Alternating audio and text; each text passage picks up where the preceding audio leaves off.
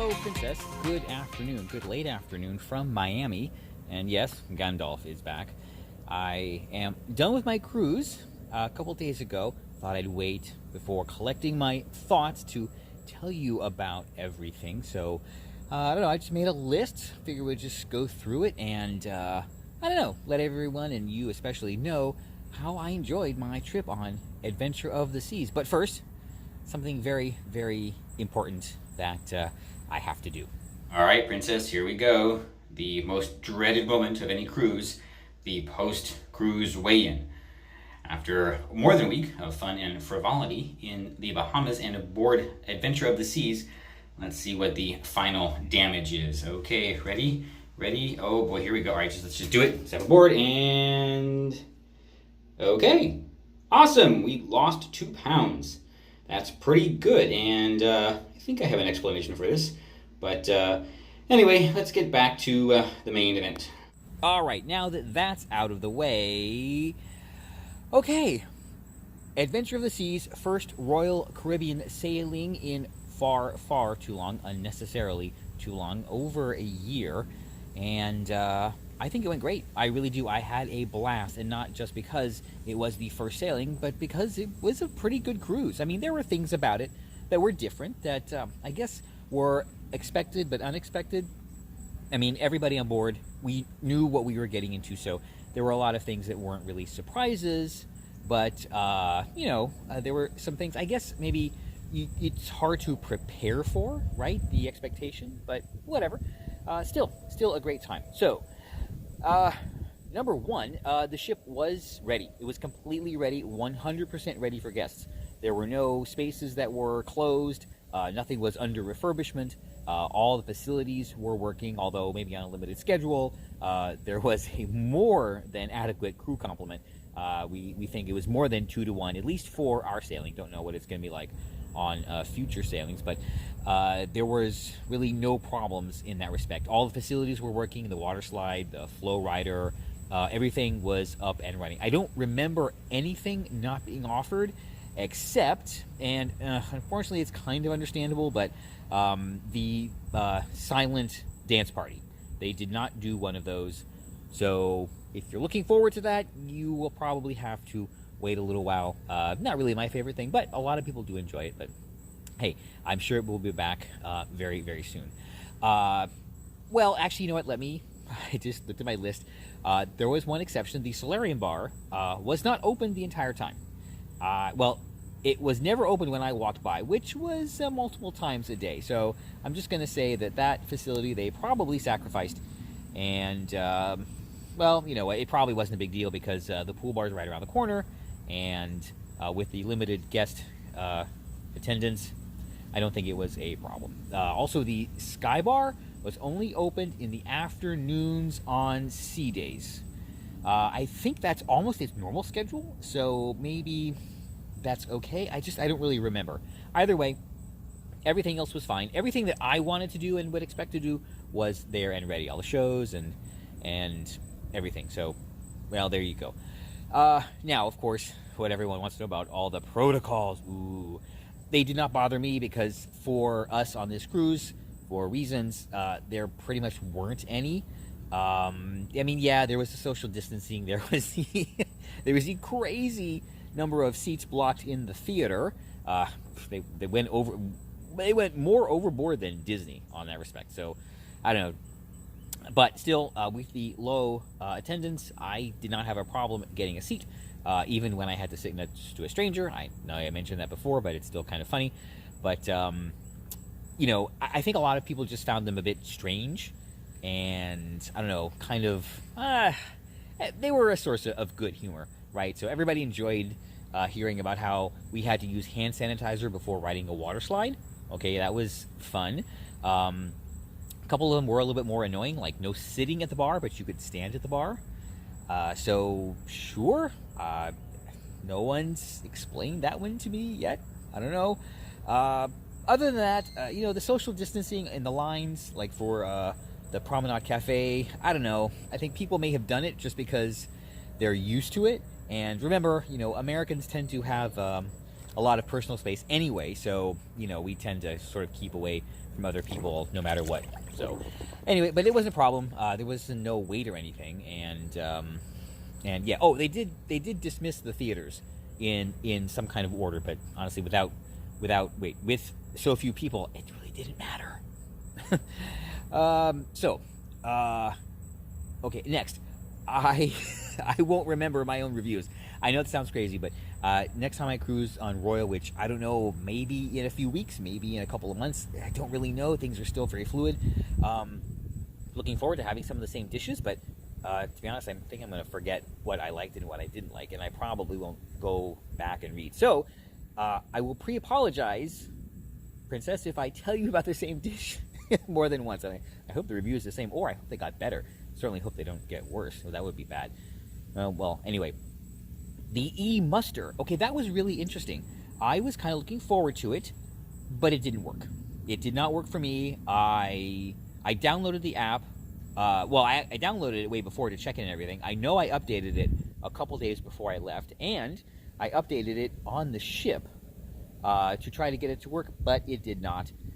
So that was rather disappointing. I tried on just the ship Wi-Fi. I tried after connecting to Voom. That's when I updated the app. It still didn't work. Whatever. However, it's very easy to recover from. You just go to your muster station, listen to a 2-minute spiel on donning the life vest and a few other things, and that's about it. It's, I think, not even as long as some pre-shows at Walt Disney World. So if you enjoy those, you'll enjoy the muster drill. I will say, though, that this setting was better because it was much more intimate. Intimate. Yeah, intimate. Because you could actually see the person. Too many times, if you're stacked on deck, and if you have people in front of you, you honestly can't see the demonstration too well. So this was actually better in that respect. I think they're going to keep it. They're going to want people to do it on the app, of course, but I don't think we're going to have, at least on Royal, the giant muster drills anymore, because they're going to encourage people to do it in the app and then go check in. Or if you can't or don't want to use the phone, then you just go to a station and see the demonstration there. Now, the way they had it set up was, if you could not do it on the phone, you had to go... Oh, you still have to go to your muster station, by the way, to check in. That's not going to change because they want to know you know where it is. So that's fine. But they just scan you, and if you did it online, you're done. But if you were not able to do the safety drills in the app, then they do them there, which meant all of the stations were manned for like 4 hours, and most of that time the crew was just sort of sitting around doing nothing. And I didn't try to bother them, but I was just made sure that that's what they were doing. What I think is going to happen is they'll still push the app. They will only have 1 or 2 places where they do the in-person demonstration and then send you to your muster station. So if you can't do it in the app or don't want to do it in the app, you just go to the live demonstration. They do it for you. You check in there, then you go to your muster station, check in there, and you're done. I think that's a much better system. It lets people do it like as they board and get it over with. And more important, for a lot of people, okay, and this is why I think this is going to be permanent. Ready?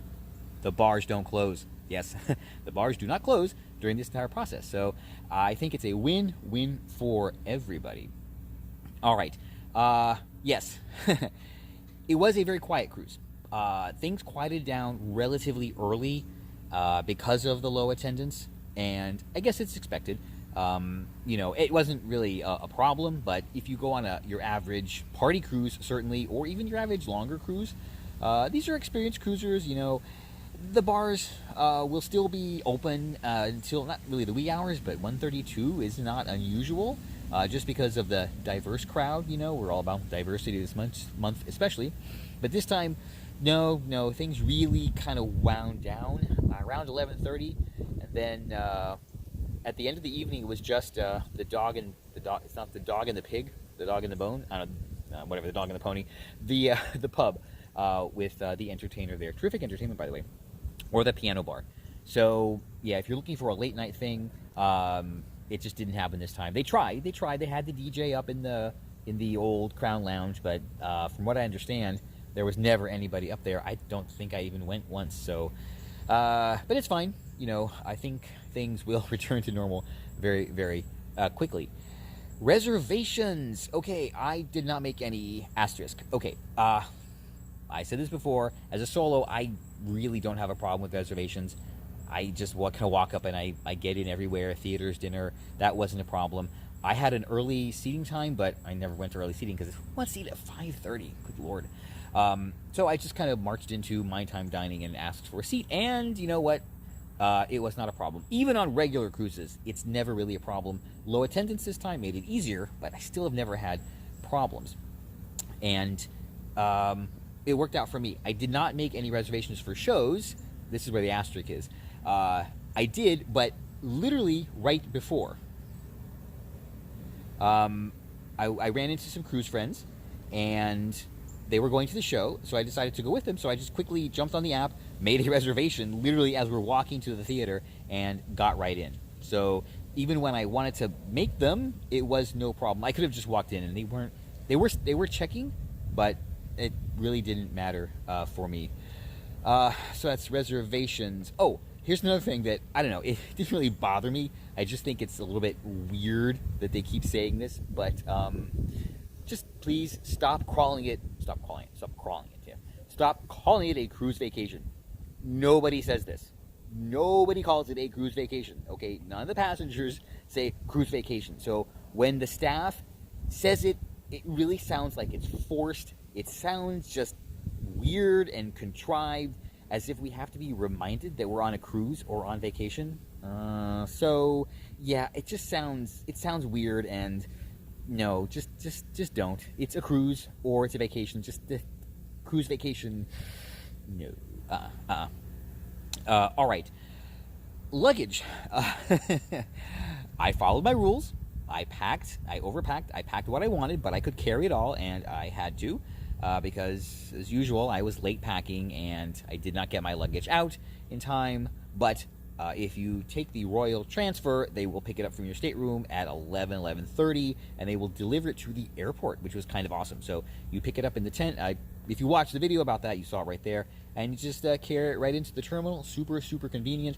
I don't know if they do that. Normally, I don't ever take luggage transfers to the airport or transfers to the airport, so I don't know if that's new, but that would have been super convenient if I took advantage of it. So that is completely on me, but whatever. I was used to it. I could carry everything, so I'm not really going to complain. Oh, that's right. So kids. There were kids, not too many, but I don't know if I mentioned this before, but yeah, enforcement on certain things was not good. I think there was only one kid who I saw always covering up. The rest of them were just totally fine. It did not bother me. I will say that right now. I'm one of these people that if you get the jab, you're good to go. So I have nothing to complain about. Not that I would have anyway, but I will also say that I feel bad for these kids that have to do this still. I mean, no. So anyway, if that's a huge thing for you, just be prepared to be disappointed. But it wasn't a problem for me, and you know, whatever. I did hear from a friend that on the current voyage there are a lot more kids, and its compliance is still low. But well, I guess that's just the way it's going to be. So be warned. Let's see. Oh, one weird thing is, and other people noticed this too, was they had more activities scheduled on port days than on sea days. And other people thought this was strange. I don't know if I honestly don't remember if that's the way it always has been. I usually remember even, or port days being a little bit quiet on the activities because there's nobody around. But, I don't know. It's just a couple people mentioned this as well. So I just thought I'd mention it if it's the same. It was kind of weird. On a port day, there was a lot to do. There was a lot to do on the ship, which is great because I didn't get off in Cozumel or Grand Bahama, so it was fine for me. But yeah, I don't know. Who knows? And let's see. Oh no. Oops. Sorry about that. And okay. Oh yes, dining room food. I enjoyed the dining room food. I actually did. It was kind of a roller coaster. First 2 nights was 3, 4, and 5 were pretty darn good. I hope I said that in the reviews. Then 6 and 7 were okay, but there were some highlights. So I did enjoy it much, much more than I did on Explorer. So either they brought back the Premier talent, or maybe it really was just Explorer was getting ready to go to dry dock, and she was, and they were just kind of like, running out the clock. I don't know, but the food in the dining room was much better this time overall. So thank you very much for that. And finally, I did it again. If you have the drink package, use the water benefit. Get the bottles of water from the bars and use those. I forgot again. So here I am filling my water bottles in that horrible sink in the bathroom. Whatever. And yes, I drink the water on the ship. It's fine. Whatever. When I should have been getting bottles and using those, so much more easy, and a benefit that I did not use, and now I kind of feel silly for that, but hopefully next time I will remember. And it's easy to do. On Royal and Norwegian, they give you the bottles at the bars. On Carnival, you have to go to the dining room and get that big bottle. That's kind of weird, but whatever. So yes, use the water benefit. Okay then, that's everything I made a note of. It was a great cruise. I mean, it really was. It was as normal as you can expect, and it was, it was normal enough. I did everything I wanted. I didn't get all of my goals done. Maybe I'll talk about those later, but honestly, it didn't matter. I did the cruise that I wanted, and I had a blast. So, yeah. Anyway, I am back, obviously, dealing with some random things. Good things, bad things, I don't know. Let's see. Obviously, work is back, and just, I don't know, other life problems. So, tomorrow I have to call some people and get some things done.